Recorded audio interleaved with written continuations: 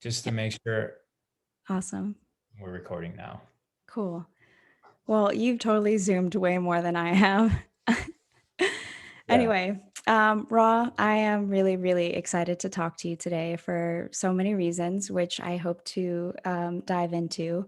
And I'm pretty sure I'm already going to want to connect with you again because of just the vastness of the knowledge that you have. So I wanted to first welcome you and see how you're doing. Yeah, I'm doing fine. Are You? you in California right now, or are you in? Yes. Northern California, though, like 45 minutes from the border in Mount Shasta. Oh, awesome. I've seen some pictures of you in like the forest, and it looks like amazing. Yeah, Mount Shasta is actually the root chakra of the planet. Oh, Energetically, it's pretty awesome here. So we move yeah. here for the energy. Do you, by any chance, like follow those like chakra lines when you travel, or is this just something you just happen to fall on? No, I'm in Mount Shasta specifically for that reason. Do I go to other places? Yeah, I do. I do frequent high energy places on the world. So I look at the ley lines and the grid, but not all of them are that accessible in America. Yeah. So I think one of the things that is interesting, because I've mentioned about you and the books that you've recommended to your listeners, one of which was the initiation book. A lot of people always ask, why is his name Ra? And so I was wondering if you would share a little light onto that question. I'm sure you get all the time. For sure. So my birth name is Ronald, and I went most of my life as Ronnie.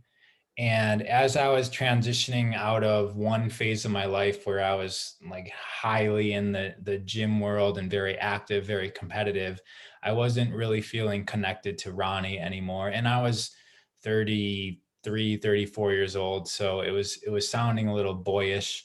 So I went to Ronald, and I also didn't really it didn't resonate with me.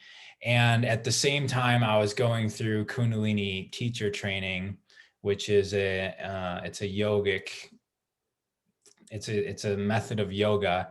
And in there is an opportunity to be assigned a spiritual name by some guru. And the deal with the spiritual name is that you give up your birth name. And so I was ready to do that because the previous names that I was going with weren't feeling correct. So then I got assigned the name Ravi Chander, and Ravi means essence of the sun, and Chander means moon. So I got assigned the name basically like sun moon. And I went with Ravi for a little bit. And Ravi also didn't really sound and it didn't resonate with me, but Ra did. I was already kind of going as Ra on Instagram, and it was just an Instagram thing when I started it. It wasn't anything for real. But then after Ravi just wasn't landing, I was like, okay, Ronald, Ronnie, Ravi, Ra, it was always a part of all of that. And it feels the best. So I just went with Ra. And my birth name is Ronald. So it's the same thing as somebody going from Ronald to Ron, or William to Will. I'm just going from Ronald to Ra. And doesn't isn't Ra like a god, or isn't that the name for the sun or something of that? Yeah, yeah, it's all of that. Yeah. Ra is in what we know of as Egypt, right? So I don't really resonate with the story that we're told in the history books, but what we know of Egypt, there was a god named Ra, and from my understanding, this is all spelled out in the books. I can't really see them, but they're right behind me. They're all gonna fall. So there's a bunch of these books, the raw material, And there's 5 of these books. Yeah. And in these books, Ra actually wrote these books. So he's the author of these books. And essentially what he explains is that he's not a he made himself into an entity that we know of as Ra in ancient Egypt. But really, Ra is a collection of souls that ascended out of Venus. And so it's essentially the equivalent of the entire civilization of Venus in one conscious entity. But in order for us to understand that and communicate, he made himself into one being and shifted his dimensional status, I should say density status, down a few levels and into physical form, and came onto this earth to impart wisdom into the people that we know of as the Egyptians. Interesting. If so Ra is, it's one entity, but it's really the collection of consciousness from Venus. It makes me wonder as well, because you've mentioned that we are multidimensional, and you've also kind of brought up the term human technology. So, is that consciousness of Ra? Do we kind of hold that same consciousness, being that we kind of are a part of something bigger, but through us, we are kind of like a vessel that is, Jamila or Ra? Mm-hmm. What is that true to us, or is that just to someone of a higher mind or higher dimensional capability? I want to start by saying that when I speak, it is of my knowing, and I don't want to come across like I'm trying to convince anybody of this being true for them. So the way that I understand it is that I mentioned the word density earlier. So density refers to the perspective of consciousness. So if you were to imagine uh, there's a cell, like a liver cell in our body, right? That liver cell has a job to do. It eats, it excretes, it replicates, it lives, it dies. There is a perspective of consciousness that is our liver cell, and it probably has illusion, I should say, like in quotes, an illusion of separateness from the cell next to it, right? But Mm-hmm. if you zoom out to our perspective, we embody all of these cells in us into one organism, and we don't really have the perspective that they have. So in the entire vastness of the universe, which I would even say the universe is one, like universe means one song, right? It's one. I would even say that the universe is a cell of many other universes, multiverses. But I think that there's a way to zoom in and out of different perspectives. So we are all selves, and so there's a way right now we're individually identifying as one self, one cell on this planet. However, there is something called Gaian theory, which alludes to the planet being its own entity that is alive, just, more alive than we are, but completely having all of the components of life that we would consider alive. So I think it's more of a perspective thing. Eventually, yes, we would be able to perceive out so that we are merged with these beings called Ra, right? And then eventually perceive out to we're the entire galaxy, and then out until we're the entire universe. And the evolution of consciousness goes through these shifts. And right now, we are learning to be an individual self on planet Earth, because in order to cooperate as an entire civilization, we would need to understand all of the potential experiences that every individual entity could have. And once we are harmonious, once we stop trying to, so in order to be individuals, there's like in the beginning stage, it's very important to have sovereignty. It's very important to have individualism. I'm kind of starting in the middle because the perspective points before us are let me actually back up. I feel like I'm going to explain how this whole stages things work. So let me just start with like first density. So this is a rough kind of roughly what's in those books. It's been about 8 years since I read those books, but roughly what it says is that first density is the elements: rock, stone, air. And these elements are kind of just existing in a forever state, and there's really no awareness. Okay. And eventually the rock and the stone forms together through consciousness and forms plants and animals. And plants and animals are considered second density. And as a plant and animal, you have awareness. Okay. So you would evolve once you have graduated as mineral, air, all of those elements. You would evolve to eventually be birthed into a plant or an animal, and you would live several million lives as plant and animals, developing your awareness.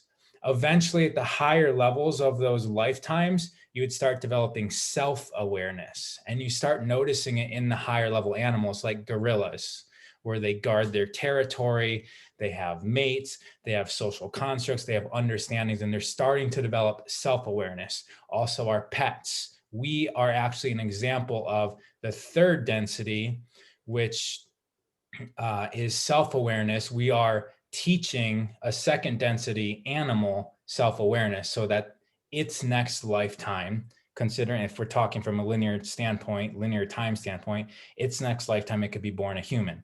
Lower level humans are very attached to self-awareness, to individual identities, because that is the whole point of this density. So as we graduate through this third density, we start to learn harmony with each other. So higher functioning humans, we can say like over many, many multiple lifetimes, they start to learn that yes, they are a self, but they also can be harmonious with others. Because the fourth density, there's capabilities where we can feel each other. And so as a species, we will graduate into fourth density or go into a different dimension where everyone like us is in fourth density, and leave back everybody who doesn't have the capabilities, the prerequisites of harmony. Because in fourth density, what you feel, I feel. So the collective starts to feel everybody's pain, suffering, emotions, right? So now we're starting to connect as a species. The internet is kind of a technological version of this. It's starting. As soon as we start taking these heart rate monitors and putting people's emotional states on their social media programs, that's essentially the technological equivalent of this. It's teaching us, it's training us to understand whether people are feeling. And then we can start holding equations in our head of what actually makes all of us happy as opposed to what makes me happy, because it's possible for all of us to be happy. And when we all feel each other connected like that, that's all we would want. We wouldn't want homelessness to exist. We wouldn't want child suffering to exist. We wouldn't want any suffering to exist because we would feel it. Okay. Once that is conquered, once we go through fourth density, fifth density, we start to know. When one person has a thought, the entire planet of people have a thought. Okay. And so you can start to see that third density is necessary to identify as individuals, so that as we start merging our feelings and our thoughts together, we can gain value from the person digging ditches, the person flying an airplane, the person who's learning in school, we can like massively evolve as a civilization because we are tapping into all of the collective experience. That's fifth density. Sixth density, between sixth density and seventh density, we start to lose the need of a body. And that's where like the term enlightenment happens, where the collective individual experiences are no longer needed. We have felt everything possible on this planet. We have known everything possible on this planet from all of the experiences, and we start to not need this physical form anymore, and we evolve into a bodiless entity that is completely connected with all of the experience. And this is where like the notion of God comes from, because it is the all-knowing of what is possible on planet Earth. And so we are right now in third density. And we're traveling up this ladder. Eventually you get to like just be light and then recycle through into another octave of existence, which I don't know too much about. That is one way of explaining the meaning of life. There's many different ways of doing that, and it seems like a lot of different cultures have different ways of explaining the same thing, but they explain it in massively different ways. So it's really interesting.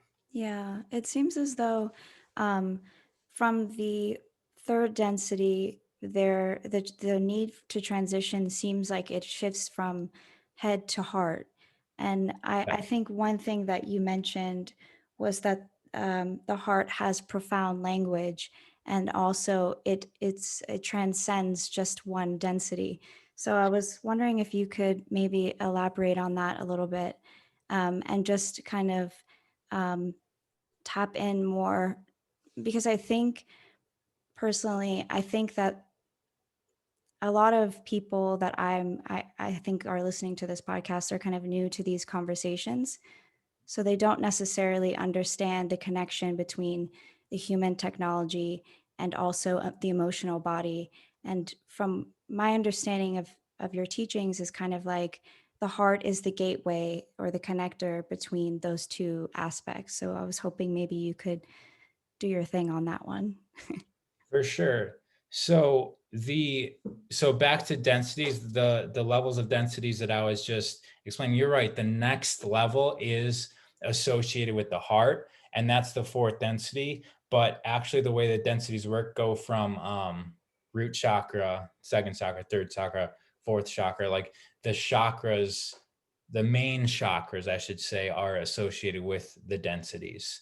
So yeah, we're going to heart next. And so the heart is interesting because it is number one, it extends beyond our body. So when we really ask yourself, like, what is I? Like, what do I mean when I say I? A lot of people think that it just is like everything enclosed in our skin suit.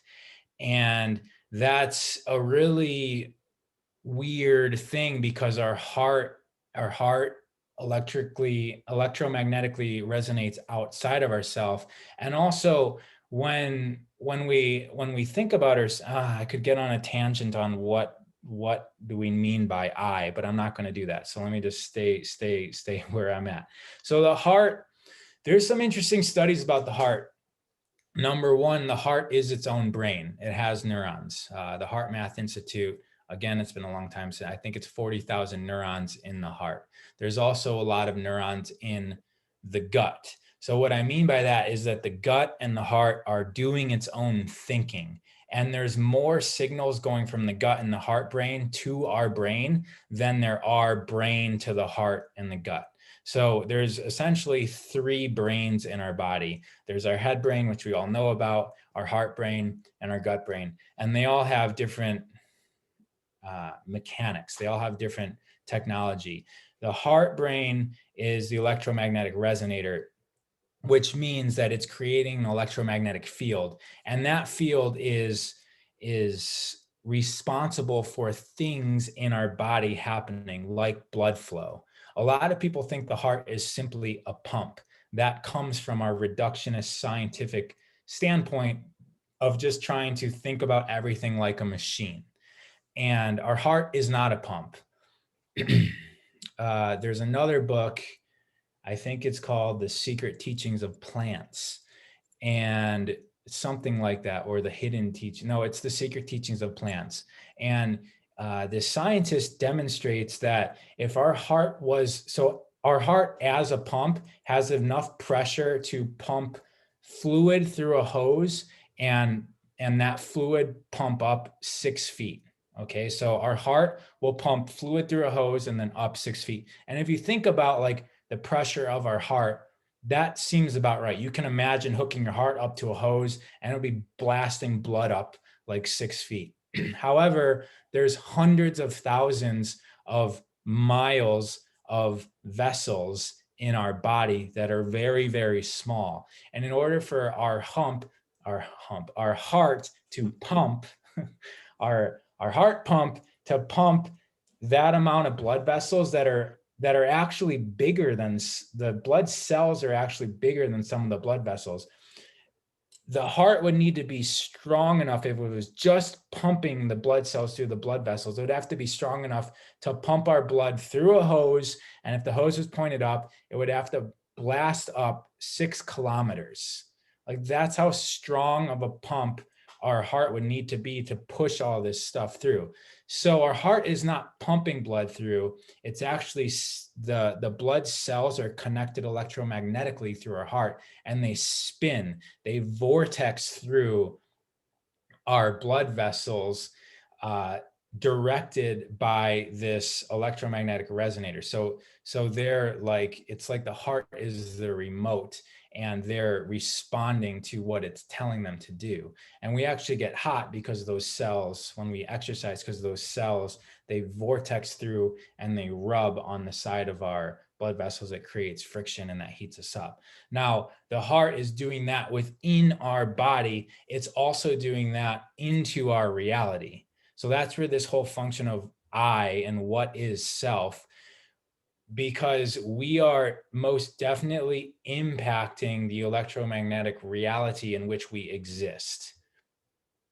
We are communicating with it and it is communicating with us, because there really is no separation. We're all connected electromagnetically. And when scientists look into reality and they get a microscope and get a stronger microscope and get a stronger microscope, they really don't find things.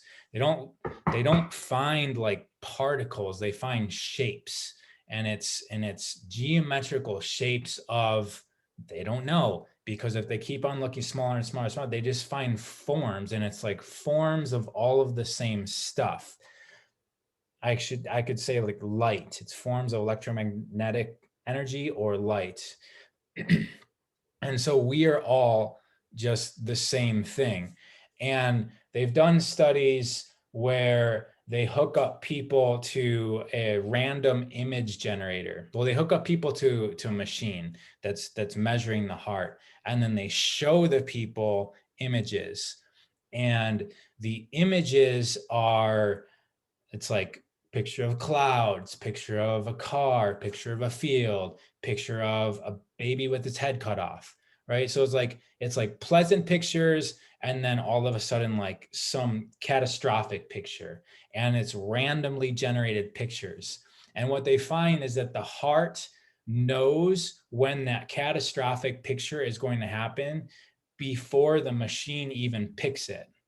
Okay, so the heart is also transcending time, is one way of putting it, or the heart is connected / controlling the timeline or the realities. So our heart is very misunderstood, very mistaught. And so when we approach people who also have a heart of their own, we're essentially two fields interacting with each other. And there's a lot more communication in the heart fields than we are able to express with words or facial expressions.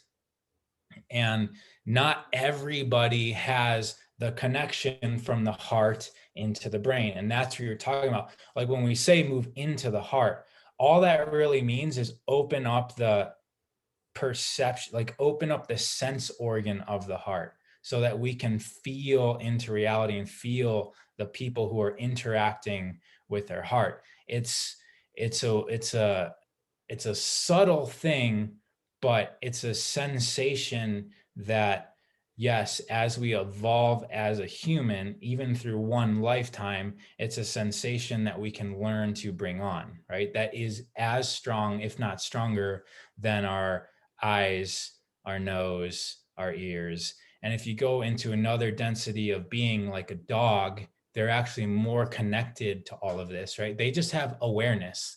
They don't have self-awareness, right? Oh, well, dogs do, but animals, they're kind of just like operating on the grid. They they they're hungry and then there's food. They want a mate and there's a mate. And they just kind of like are acting, they're connected more than we are. But if we go to a dog, there's another interesting study that was done in Europe. I think they found like tens of thousands of people with dogs, and they would look at the dogs and measure the dogs, and it became very apparent that the dogs knew exactly when their owners had a thought to come home. For those of you who have dogs, like dogs are like, when you leave, they like think that you're not coming back. And so every time you come back home, it's like the greatest thing in the world because they just got reunited with their pack again. And so just when people were at work and they thought about coming home, the dog would start waiting by the door and like wagging its tail. And obviously it wasn't just because of schedule, because people would come home early or they would go out for errands, but the dog knew. And my dog also does the same thing. If my partner leaves or if I leave and she's here, like 5 minutes before we get home, like the dog is going nuts, right? He can't smell us, can't see us, can't. There's something else. There's something else in the ether that the dog is connected to that most of us just don't have sensation of. Yeah. I wonder too, one of the things that I'm often kind of tweeting or mentioning on social is to be mindful of what you consume. And something that I find really interesting about the things that you share is like pretty much the entire body is a sensory receiver, in the sense that like your hair, I think you've gone into saying that the hair is an extension of the brain, and the skin is also an extension of the brain as well. So um, I wanted to ask you um, what your thoughts are on the mechanism of the human body in terms of receiving, and also how do you feel engaging with the external world, like when you watch a movie or when you're eating certain foods, how is that kind of consumption in various different degrees integrating into the body, and how does it serve or harm the body? Mhm. So there is three main points I got from that question that I want to have to cover. I give loaded questions. So first of all, it's about intention. So as I start talking about this, I want everyone to know that as powerful that we are, if like let's say you you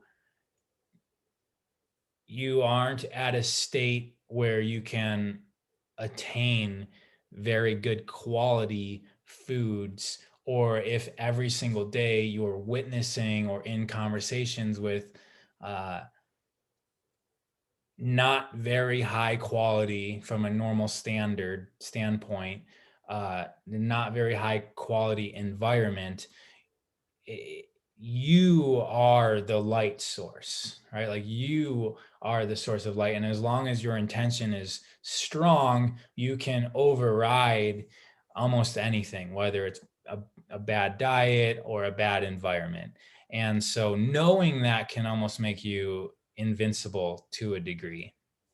Now, yes, without knowing that unconsciously, everything that we bring into our mouth and into our body, once again, the gut also has a a brain, and it is bringing the energetic consciousness of everything that you eat up into your self, up into your brain, and then that's being translated into hormones. It's being translated into your thoughts, your motivations, what your perspective is. And so food quality and the intention of the food grower or the food preparer or the ground that the food was on, all of that is going into yourself. And just like the heart field is interacting with other fields, what's important when it comes to two fields is the stronger field is going to, is the field will start merging into one frequency, and the stronger frequency is going to override, it's going to translate the weaker field into itself. And so when I'm saying all this, we just have to be the stronger field. And I can talk a little bit about that. I just want to answer these other questions first. So yes, your body is absorbing energy, even just watching TV, right? And it all goes down to the intent of the director, and that story is building emotions, it's building thoughts, and you're passively, like literally plugged into the matrix when you're watching TV. You're just sitting on a couch being passive, and you're being fed visual and audio data that is going directly into your system. And if you aren't translating that data into your field of energy that is strong and stable, you're going to let that data come in and change you, which is why a lot of people do watch TV, because they're kind of upset with their life and they want to see a more exciting life. So they kind of plug in and watch love affairs and like secret agents going and saving the world, because that just feels better to what their current state is. Now, so that's from like eating and perceptual awareness, and it really does affect who we are, because when we step into this reality, as I said, the field that you are is going to affect the field that is reality. And the more alignment the head brain, the heart brain, and the gut brain are, the stronger your field. So it's the incongruencies that make you really easily a victim of this reality, easy to feel like you don't have control of this reality when you're not in complete alignment. The body, yeah, the hair and the skin, these are more like they're bringing in, I would say, similar to, I want to say electrical, but it's deeper than electrical. But I would say the information that the sun brings in, right? We can think about the sun as electricity as opposed to a burning ball of fire. Okay, so the gravitational universe theory of like the Big Bang, that all is based on a gravitational universe where like everything was condensed in a ball and it blew up, and then there was clouds of stardust that condensed into stars, and the leftovers condensed into planets. It's a very it's a theory. We don't actually know, but there's another way of thinking of the universe as growing as opposed to just like destructively exploding, but growing, and the stars are like nodes in an electrically connected universe, and each star is sharing information to each other, and each galaxy is doing the same thing, and so everything's connected, both in like a speed of light version, which the speed of light is, from what I understand, not a constant speed. It has changed throughout the years, but then at one point the scientific community said like, no, it's going to be 183,000 miles per second, and no one's going to prove that wrong. But there is ways where we can see the other side of the galaxy or the universe, and we can measure changes in it instantaneously. So there are ways to tap into fields of energy that are not light, that have instantaneous effect on us here. And morphic fields are what those are called. Why am I saying all this? Because the skin and the hair are picking up on all this information coming around us. And all of that is important to understand and to know, that things like putting plastic on your head, like if you're wearing a plastic hat, it could potentially block some of that information. Same thing with plastic clothes, because plastic disrupts morphic fields, and so does aluminum. And so there's things to be aware of when you cover yourself with clothes and or perfumes and deodorant, and all of that stuff is likely disruptive to your human technology, not just for business sake for these big corporations, but it's likely disruptive by design, because this whole shifting reality thing, if it were real, let's just say if it were real, the people whose agenda is to maintain control of the population on this planet, their agenda would be to utilize the people to create a world where they are controlled, right? Because it's not that they're more powerful than us. They just know that we are powerful, and they use our own creator powers to create the slave state that is our current like economic way of being. Mhm. It kind of reminds me, I had a recent conversation with a guy named Dave Zed, and he brought up like the fact that we are almost kind of like human batteries for, and we have this kind of unconscious surrendering of our sovereignty, and that is what's fueling the mechanism of the world that we live in. So I guess like at this moment there seems to be so much kind of conversation around conspiracies and things of that nature, but I think one of the reasons why it's great to connect with you is because at the core I think everything is energy, and so I think bringing the awareness of your own personal power and energy, the energy and light that you have and you are, um, how do you feel a person at this moment listening to this could take initiative to begin to make shifts? Is that through fasting and movement? What practices do you engage every day to kind of stay in a state of higher awareness or power? So yeah, the yoga and the breath work and the ice baths and the movement and the exercise and the dance and the chanting and the sound baths and all of that stuff helps. However, if you are still watching the news and feeling like a victim of whatever's happening, whoever's president, whatever war is going on, whatever's happening, even if you are one of the victims of this entire system, meaning, you were a child sex slave, or you're a 12-year-old kid in China making our iPhones, like if you're in the situation not realizing that you are the creator of it for your own evolution, then you're missing the point. It doesn't matter how long you hold your breath, how deep into the ocean you can swim without, breathing in cold water and meditating. You're dismissing your godliness when you disagree with what is. Okay, what is, period.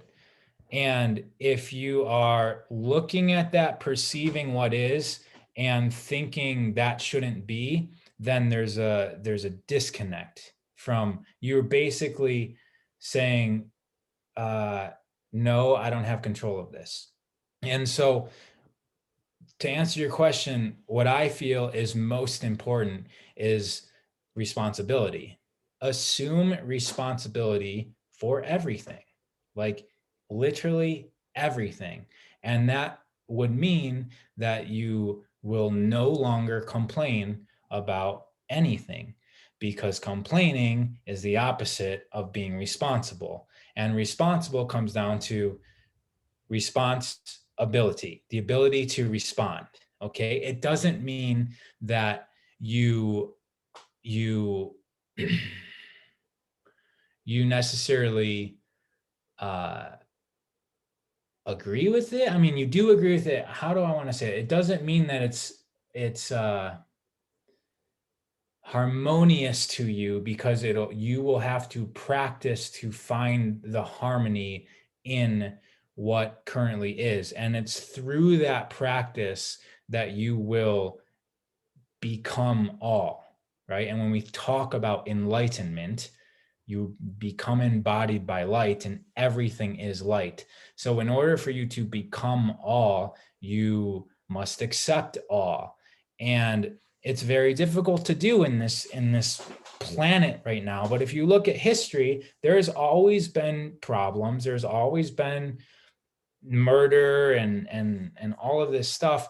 But guess what? If you go into nature, you go walk into the forest, you see frogs eating dragonflies, you see wolves taking down deer.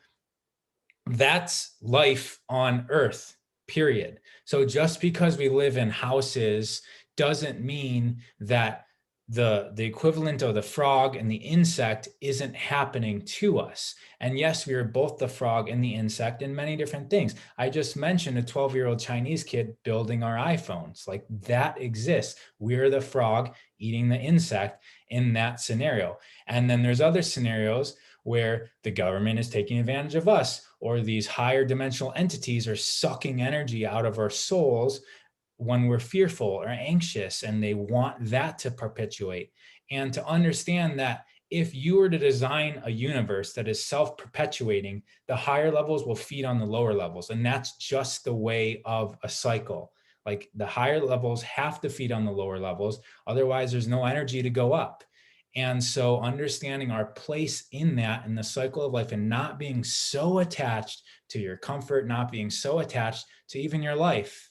Like, imagine a leaf on a tree being attached to its life, right? Like, no, I don't want to die. I'm not going to die. I'm not like, but like, we, as an outside perspective, can see that the leaf is just a function of the giant organism of the tree, and that the leaf must die, and that the leaf is going to come back again the next season.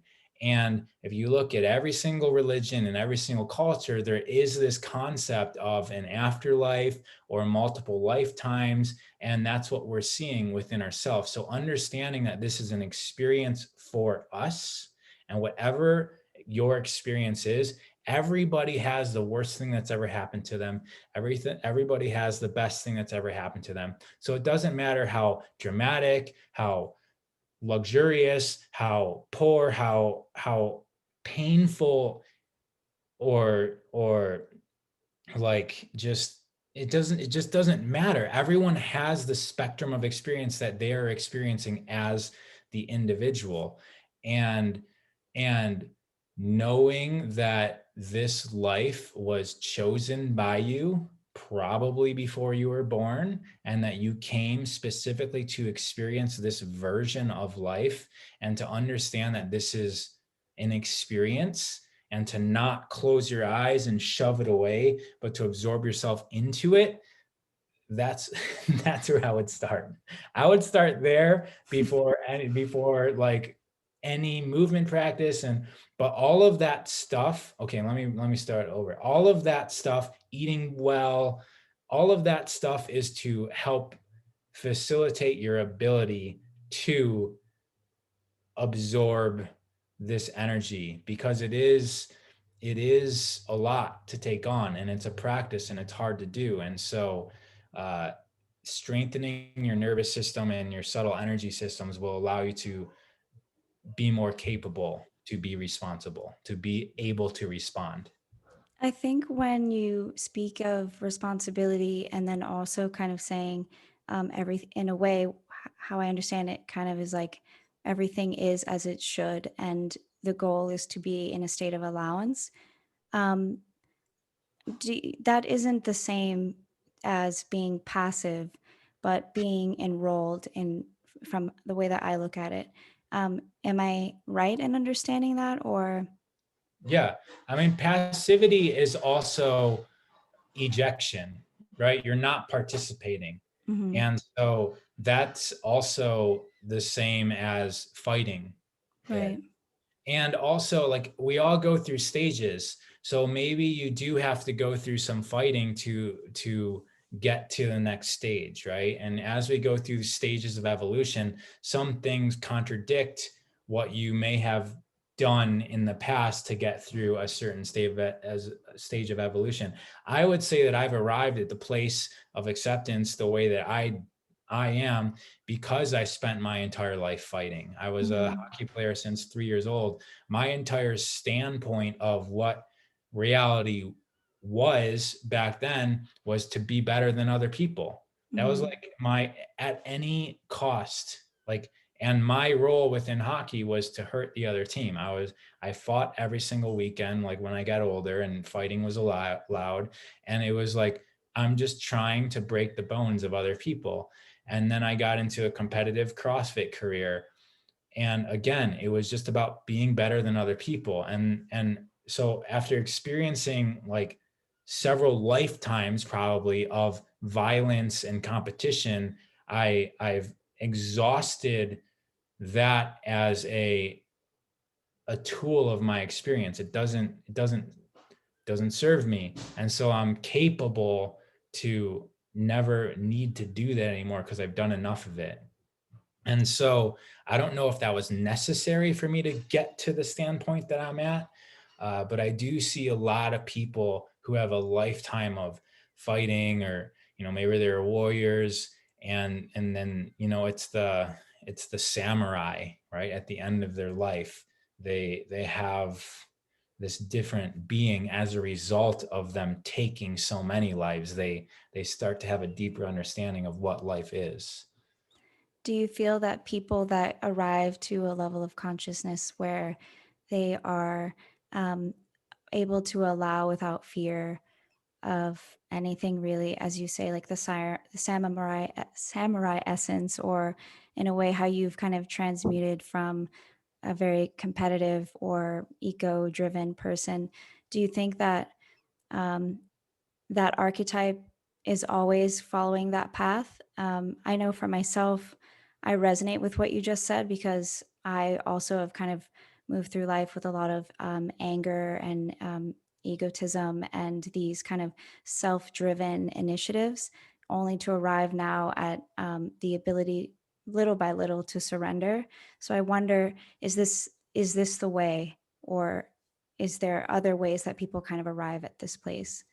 I would assume that there's other ways. I would just have to think of it. So I studied psychology in school also. So I spent the last 20 years of my life pondering why I am the way that I am, because I'm my own subject, right? When in Not that psychology university taught me a single thing, but I just mentioned that is that what my interest was, and I was hoping that the university would teach me about how humans behave. It really didn't, but my brain was always on trying to figure out the human being. And I would say that, like I was explaining the densities, that the motivation for competitiveness and anger is the motivation to be individually strong and capable. And I think once you go through that and you realize that you are strong and capable, and pretty much that you've always been strong and capable, you realize that like all of the story of the fight was unnecessary. So that's how I kind of explain it to myself. Like the winner, right? So you got a wrestler, for example, who's training, he's waking up at 4 a.m., he's barely eating all day long, and he's running the bleacher stairs till his nose bleeds, and he's doing all this stuff, and he doesn't allow himself to feel like a winner until he beats everybody else in the state and receives a gold medal. And the thing is that receiving that gold medal doesn't make him a winner. So he will be unsatisfied probably 10 minutes later, the next day, when what's on his mind is the next season, because he can't receive a gold medal every single day. So he's going to be continuously unsatisfied, which is what makes great athletes. It's just they're a little bit unconscious about this for the most part. I'm sure there's people that are aware, but like what actually makes him the winner is his effort. And when you just decide like, oh, I'm capable and strong and able just being me, and I don't need to prove that to anybody. That's when you release the need to prove, is when you stop doing all that. Bob Marley has an awesome quote. I forget. I say I forget a lot.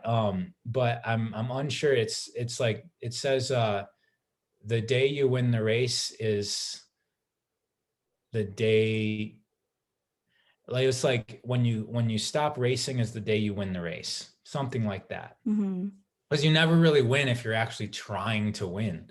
And so, okay, so that's my way of explaining reaching this. But I could also see how, like, a musician, a creatively minded person who never was about anger or competitiveness, but can even find the frequency in sound and then translate that into the frequency of life, and realize that all of the emotions of life are just like the emotions of a song, and that there has to be high points and low points and silences. And so that translation and awareness coming into the world. So that's just another example of how somebody can arrive at this standpoint, not going through. So I think that no matter where you are, you can be going into the direction with your current capabilities and understandings. You don't have to, like, grab a hockey stick and go start hitting people. Yeah, I think I saw recently you mentioned in a video too that I think kind of goes along with this is you said that if you were handed a Ferrari and you rejected it because you didn't think it should be so, you're basically rejecting uh, the path of the universe, or like the will of what is intended for you.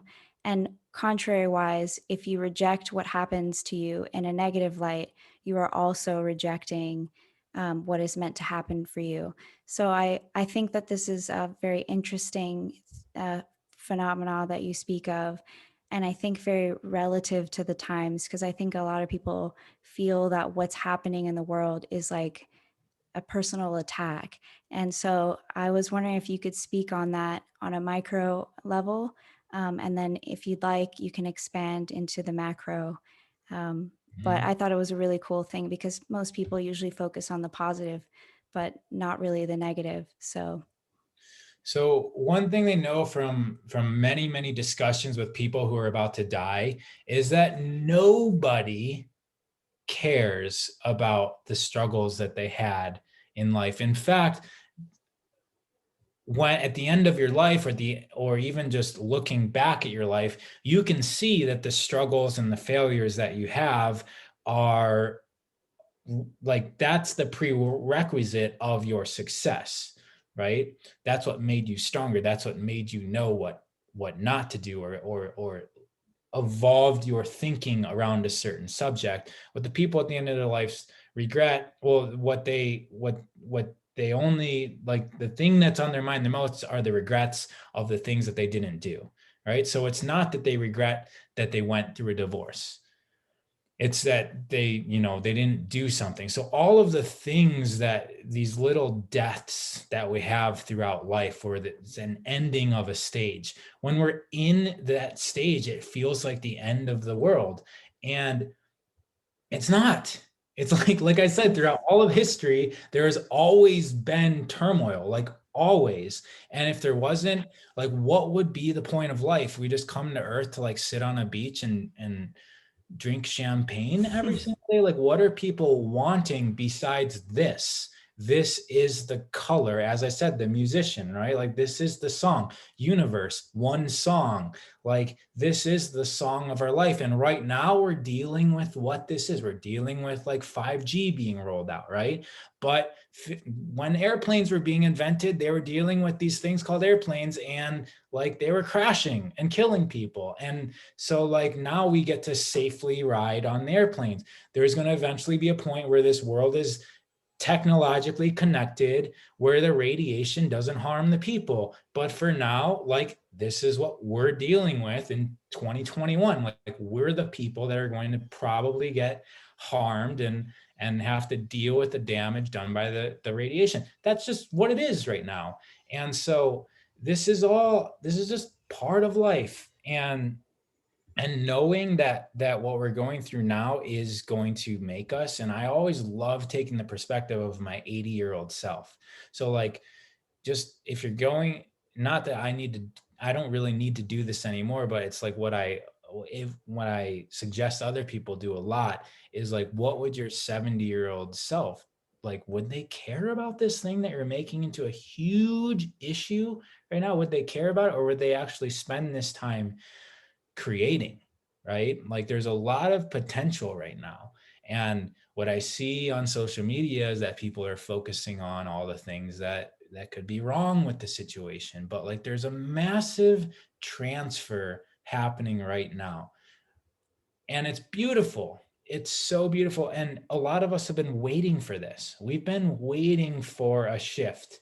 The way that the world was operating with, so last year, I was driving through El Segundo, which is right by LAX, and I was looking at these giant buildings. They weren't even that big, but they were just office buildings. And I was looking at these office buildings. This wasn't last year. This was 2 years ago.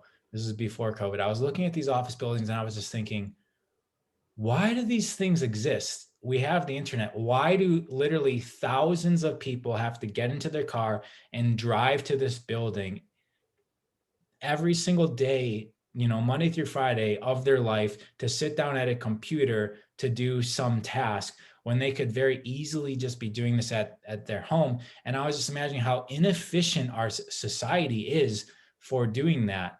And then COVID happened, and everyone who was non-essential lost their job.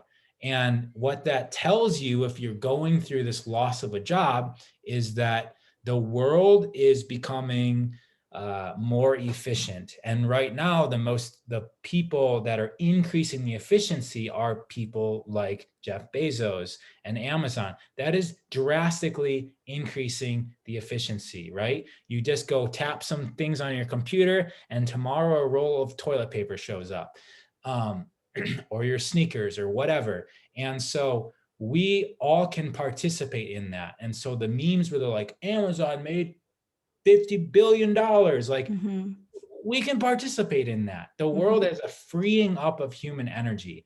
And this human energy is right now expressing pain and sorrow of loss. And I think it's when people realize that no one's coming to save them, and no one ever was your entire life. We're taught, right? Their parents are going to save us. Their teachers are going to save us. Their employers are going to save us. We're kind of trained to think that people are responsible to us. When everyone wakes up to the fact that we are individual creators creating our own existence and our reality, and to stop waiting for a $1,200 or $2,000 or $600 check, and start figuring out how to take yourself, who's existing right now in an awesome time on this planet where we have the internet, we have the ability to connect with other people, we have the ability to fly anywhere in the world. And how do you make the world a better place?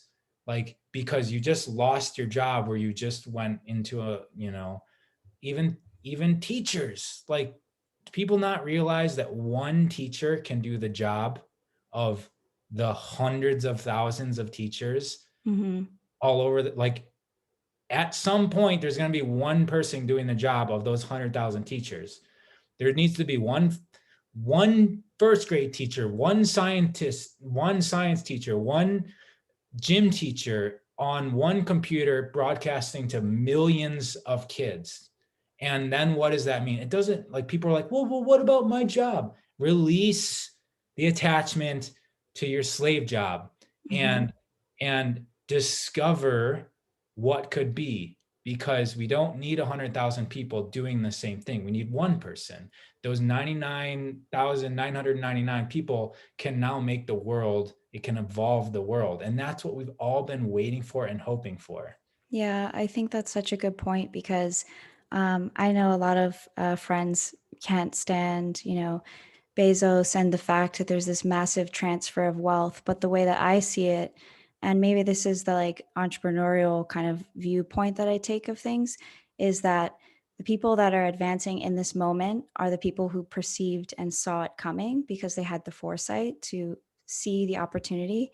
And so this gap that's being created is actually those who were enslaved in their job and tethered to the old way, old paradigm. And they are waking up to what's happening. And so now they have to recognize and, like you said, release and then take on responsibility in co-creating the world that they want to create now, because there are massive efficiencies. I personally dropped out of college, and everything I've ever learned has been through teachables or YouTube videos or Zoom calls like this. And those formats are recorded curriculums in which multiple people are creating information products where they're teaching valuable, and I would argue more valuable lessons than the old paradigm of going to a school to get good grades, to then get a cap and gown that celebrates that you've been educated. Right.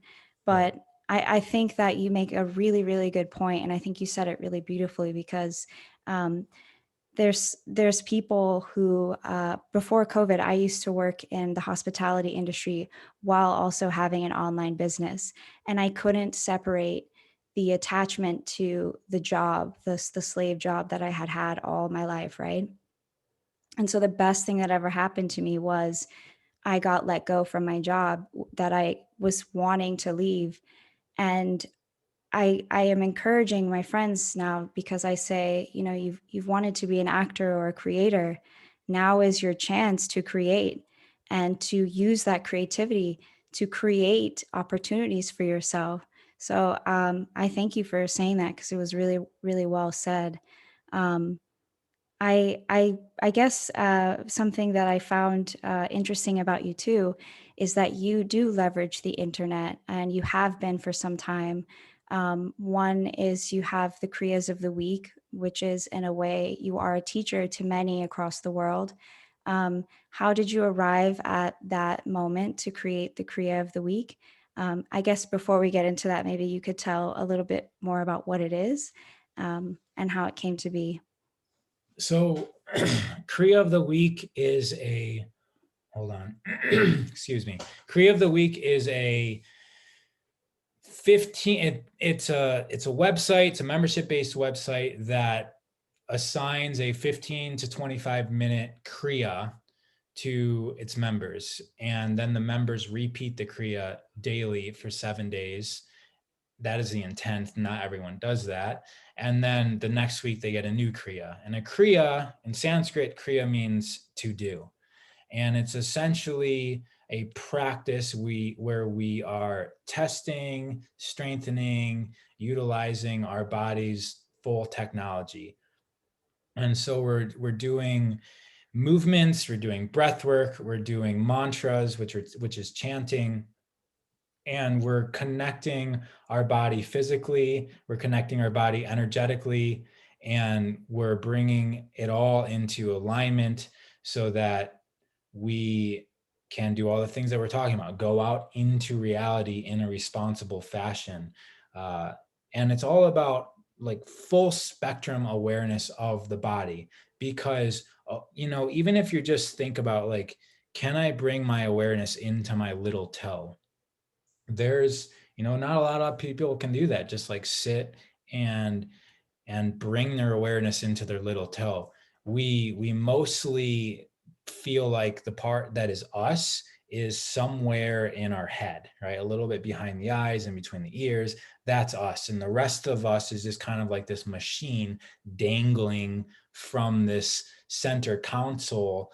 And that the machine's job is just to like take us around this earth. And that's really not what it is. Like we are like the heart, like we're all connected. And so the more that we move our body, the more that we open up our experience within, which is going to then translate to the experience that we have in our external environment. And the Kriyas are actually made very short and accessible and digestible to the main audience, because there's other versions of these kriyas that are, we could be doing them for 90 minutes every single day. And I just felt like there was a gap in the teachings that wasn't allowing somebody that is still like, drinking beer and watching football every day. It wasn't allowing that person an easy way in. And so for me, the greatest level of improvement, I shouldn't say improvement, of support that I could offer to the world is to impact the mass market of people. And so I'm designing these kriyas in a way that is short, accessible for anybody to do.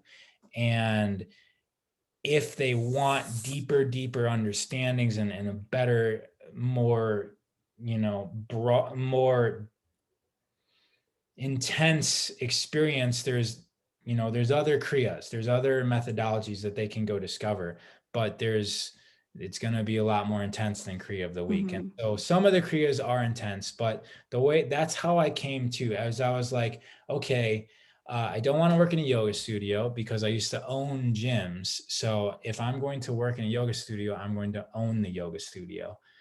But I also don't want to start a brick and mortar business, because I know that the function of that is it's not needed anymore. We don't need yoga studios. You can get Allo Moves or Gaia.com, or just go to YouTube and receive better teaching there than you would at the person that just happens to own the yoga studio 1 mile from your house. Literally, the best teachers on the entire planet are accessible in your pocket right now for Mm-hmm. like $10 a month. So going to pay $200 at brick and mortar studio doesn't make any sense. So as a business owner, I was like, that's not going to be the case. I'm not going to own a yoga studio. I'm not going to work in a yoga studio. And I also don't have a lot of time. So I designed a perfect business for me where I get to go, created all my passions. I get to teach outside in the elements. So the whole thing is designed where I film in epic locations. I go outside and I find locations that have good backdrops. And so that forces me at least once a week to go, as a function of my business, to go to these locations, and I film a short kriya, and I don't have to film a kriya every single day. It's once a week. It's manageable within my life to do this. And then I trade it, right? There's a value exchange so that people don't have to think about doing a kriya. They can just sign up and receive it for $11.11 a month. It's like super cheap for everyone. It's cheap for me. It's cheap energy expenditure. It takes me about 1 day, like a full day a week, to do this.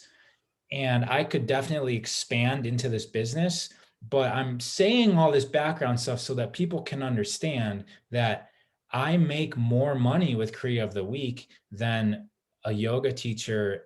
And I could scale up Kriya of the Week. I just haven't, because I have another business that takes all my energy, but I could scale up Kriya of the Week and be making massively more money than I would if I owned a yoga studio that teaches this sort of thing.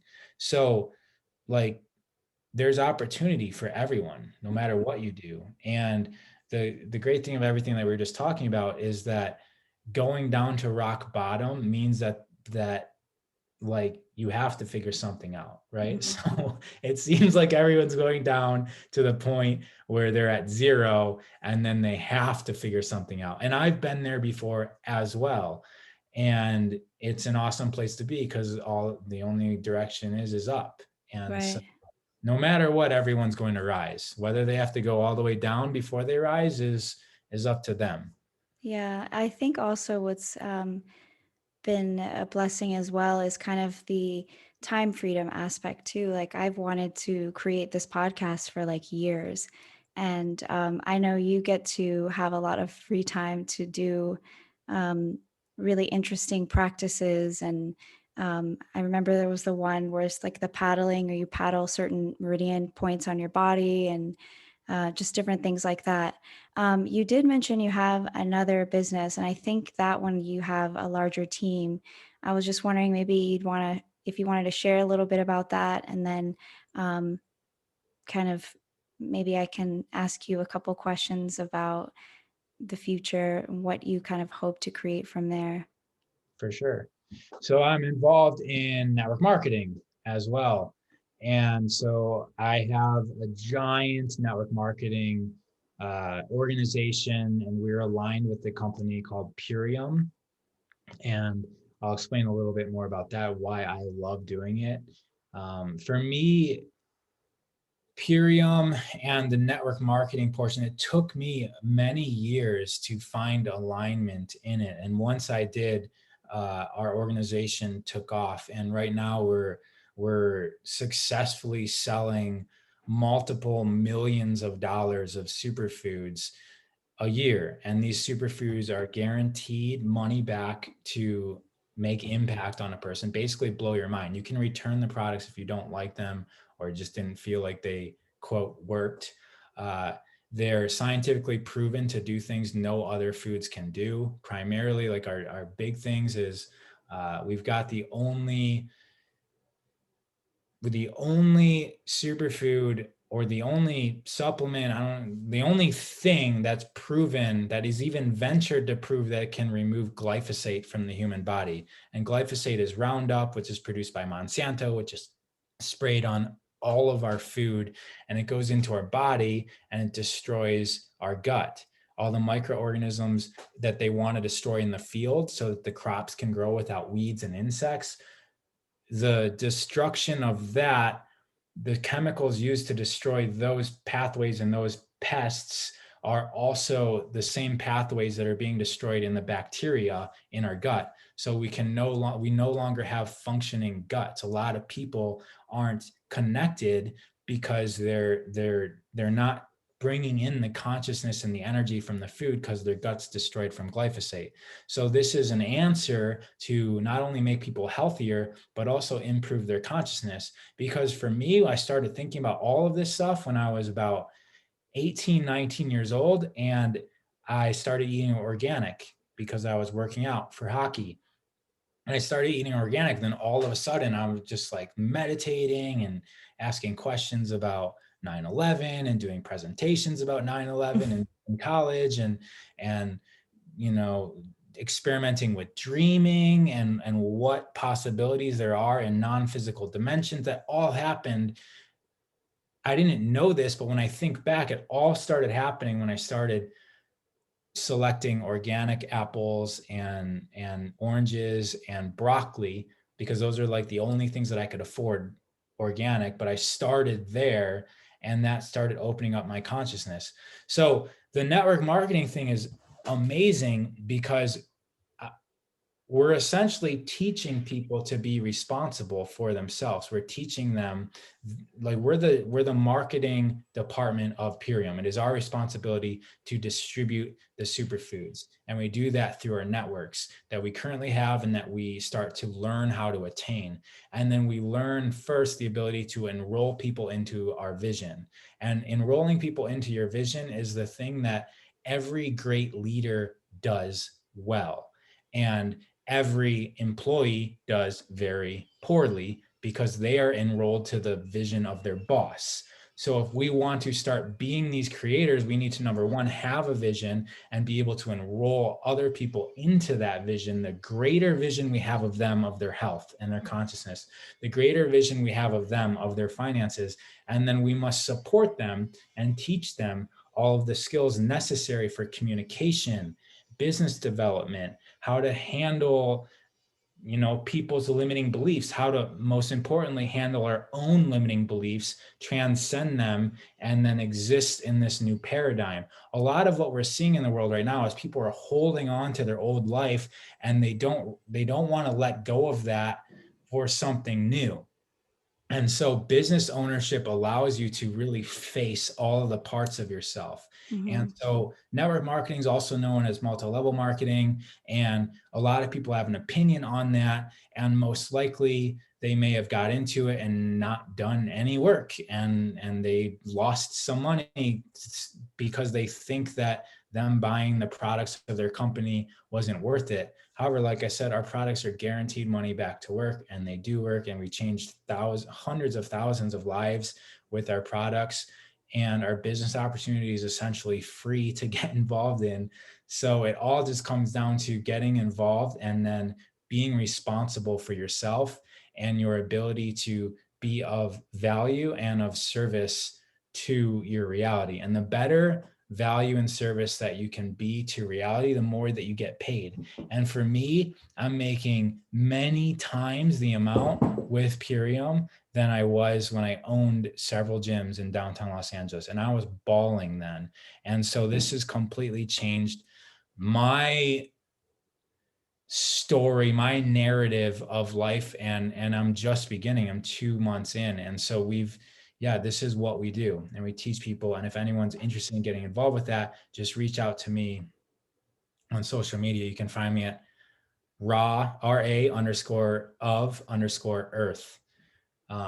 But yeah, that's what, I used to have my own opinions in network marketing. When I realized that, like, oh wow, we're creators, we have a vision, and we're creating creators, we're helping people realize that they can create their reality.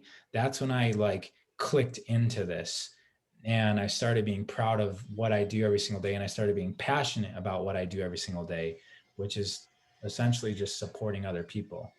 I And think that's the closest that's the closest I can get to ascension. And so that's what I'm doing now. I think it's also important too because I personally used to hold kind of a negative paradigm or thought about MLMs, and I think that most people that don't really succeed because they are their intention, like you mentioned earlier, is to make money, not to provide value. So that's the first like mechanism of error. And then the second thing is also they don't align to what it is that they're potentially selling. And I think when you take that language of like multi-level marketing or network marketing out, um, it's the same function of business, in my opinion, as other businesses. It just has that label that to some people is kind of like a dirty or sticky label. But is your team or the people that you connect with, is that the Holistic Justice League? Mhm. Yeah. Yeah, Yeah. Well, yeah, you mentioned something. It is business. It's straight up business, and not everyone's trained in business. And I think it's better than conventional business. When I owned the gyms, there was three major things that I really didn't like. Number one was the overhead. The overhead was insane. I could mhm. make $50,000 and I would have to spend like 35 to 45 of it on bills. I would have spent like 30, 40,000 on bills if I made 50,000. And also I didn't like the fact that I had to be at a location. It was like very location dependent. I couldn't just go live in India for 6 months if I wanted to, even though that's like my soul like longed for it. I just like wanted to leave Los Angeles for long periods of time, but I couldn't because I was trapped to the business. And then three, most importantly, was the function of employees. All of my coaches and my staff, they became my friends, and it felt really bad paying them like, $20, $30 a class. It's not enough for people to exist. They coach 20, 30 classes a week. They're making $600 to $900 a week. That's not enough to survive in Los Angeles. And so utilizing people as tools didn't feel good for me. And in network marketing, there's no overhead. Literally, we just operate in profit zone. There's no overhead. You just operate in pure profit. And you can make endless amount of money. It's unlimited. Talking tens of thousands or hundreds of thousands of dollars a month is like what is possible in network marketing. And it's not location dependent. Like I moved out of LA and I came up to Mount Shasta because I like the energy here. And then also we don't have employees. We teach, we support people to be better. And that feels so much better than having somebody who I pay a certain amount and then try and get as much as I can out of them, which is the function of traditional business. So I think also what I always kind of turn back to with these types of models is, which is really important to me, and it seems as, I mean, I think to everyone, is that time freedom, geographical freedom. Um, how are you occupying your time now in addition to, um, like, what are the things that you do that aren't related to business or personal inquiry? Like, what is that like for you? How do So you fill time? yeah, I do a lot of learning. I like I'm currently enrolled in an 11-month course where I'm learning from people like Grant Cardone, Tony Robbins, and so that's taking up that's happening this year, and it's actually like we meet twice a week and then a full weekend every other month, and there's assignments. So I'm doing a lot of that. I like to also read, and I really like going into nature, and in particularly like getting into very cold bodies of water in nature. In Mount Shasta, we've got some of the best water in the world. It's the start of the Sacramento River, comes underneath. Mount Shasta is a volcano. So it comes underneath Mount Shasta and it comes out of the ground. And at that point, you can collect water and drink it. And that water is super cold. And so I go into that river quite often.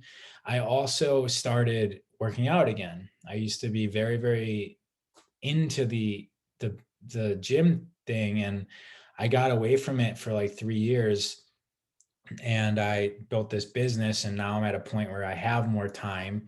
And so I quit working out because I needed to find more of myself. All I knew was myself as an athlete.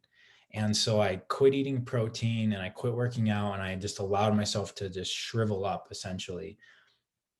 And I learned a lot. I learned what it was like to not be the most fit person in the room and to not care, to be better than other people and to be okay not looking so great with my shirt off. I learned all of those things, and it was awesome. Like that was my intent. And so now I am starting to feel like having a functional body is desirable, like I want it. So yeah, it's a lot of everything, and it's all connected as well. It's all about self-improvement really, and self-understanding, and there's always parts of myself that I can push into and expand into. So that's where my interest lies. Yeah, I feel I'm definitely kind of similar in that place. Although I'm not as far along, I'm not on business number two, and I'm still kind of processing and letting go of old paradigms. But um, I'm glad that our conversation has shifted and brought in um, this aspect of your life, because I think it's important to the times and speaking to the opportunities at hand. And I also believe that, like you said, that business and really the aspect of taking responsibility does really present you with yourself and kind of a deeper awareness of yourself. And not everyone wants to do that. So in either case, this moment in time definitely offers a lot of opportunity and it's really exciting. And I think one of the questions that I have for you is, how I've come to know you is you've always recommended books, and I don't think you realize how the books that you mention, I've always like read them. My favorite book probably of all time now is the book Initiation, and you also recommended The Sun Rises and The Raw Materials. Are there any books that you recommend aside from those? And do you ever intend to write your own book? It's funny. People have been telling me to write a book since I was like 20 years old. Uh, so I'm not sure about writing my own book. I'm not sure if it seems like the only reason why I would write a book would be for business reasons. And that's what everyone says. Write a book and you're the expert and you can get any interview you want and get a lot of press. And that all seems cool, but I'm not very aligned with that intention. And it seems like YouTube and it seems like things like YouTube or podcasts are maybe more effective of distributing what's inside me to others. And so I can't find alignment in a book currently when I think about it. However, where I may find it is that a book will it will demand that I formulate all of this stuff that I'm just kind of like jumbling out because there's nobody like holding me accountable to make sure that it's digestible and formatted and organized. A book would demand that I organize my thoughts into a manner that is like subject oriented and digestible by an individual. And I think that I may be interested in writing a big book because of that, because it'll demand that I organize thoughts as opposed to just kind of like freely talk about it, which is what I'm doing now. But I know that that limit of organizing everything is something that I have, and I might want to blast through that. So there's one that comes to mind, but I'm just going also through my Audible because I don't really read books like, I mean, Initiation was a book that I read. The Raw Material was a book that I read. So there's definitely one that I want to recommend, and it's called Cosmic Consciousness, and that's by Ken Wilber.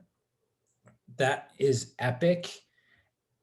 I think that it's an advanced level read, but I think he does a really good job of making it digestible. And that's the one I want. That's like next level. And then okay, so if people want channeled books like Initiation or like The Raw Material, if you look into this guy Paul Selig, it's Paul and then Selig. He has a trilogy that the trilogy has three books. One of them's called, I think, the Book of Mastery, the Book of Truth, and the Book of Freedom. And I believe the Book of Mastery is book number one in that trilogy. And I can't remember if it's actually called the Book of Mastery, but I know the Book of Yeah. and the Book of Freedom are the other two. Do you Yeah. do you know? I was actually going to ask you if you've read his work. I absolutely love his books. I've read that trilogy 3 times. Um, so I got really excited that you just mentioned those books. So you mentioned intention a few times during the podcast, and I want to ask you before we kind of wrap up is what intention do you what intention do you intend to present to the world, and what intention do you hope to create in this lifetime? So the next sort of right intention is there's infinite possibilities of reality, and you're honed in on one of them. You're vibrating at the frequency of one of them, and then you're bringing tension into the infinity, right? The infinite and into tension, and then you draw that reality to yourself. And so the reality that I can feel connected to is getting into the more of the investment side of the world, and and and playing with and figuring out and learning how that all works, right? And so as a result of that, then I can bring that functionally into teachings. And right now I have a little bit of experience on how you can use leverage of assets to basically make way more money than we ever could with trading our time. But even what I'm doing now, there is a job to do. And so I want to see how that all works and how that all ties into consciousness, because the greater that we achieve in any aspect of life, whether it's sports or music or meditation or financial, the greater that we go, eventually you're in levels that are like, how can I say, there are spiritual levels. And like Michael Jackson, for instance, he he wasn't just singing. There was like, he was at this phase of his art where he was like drawing in, I mean, some sort of energy outside of himself, and like blasting it out into an audience, and putting them into like a trance state that you would experience in like a church or in a massively deep meditation. And so I feel that there's that same level of existence within the financial world.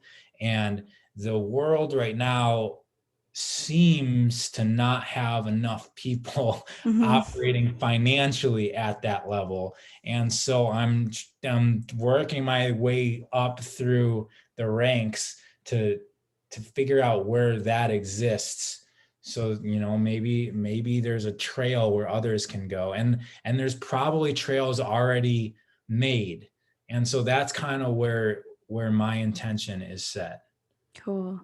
Where can people find you? So main channel is Instagram, and it's raw_of_earth. And then I've got rawoferarth.com, which with no underscores. And then, of course, the Creo of the Week and That's right. Creo. the, how do I say your other business? Priam? Purium, yeah. Purium's a giant organization. And so you'd want to be on my team, because that's how you would be connected to me and all of our greatness. And we could be great together. So you would just want to connect with me on either my website or Instagram. Cool. Any last words for the audience? Nope. This was really cool. I enjoyed it. It's been a while since I've done podcasts, and I have 3 scheduled this week. Awesome. It's nuts. Yeah, no, it was really great to connect with you. And I'm a big fan of pretty much all of the stuff that you put out. And I'm enjoying, seeing you shift and move into these different spaces. So thank you so much for your time.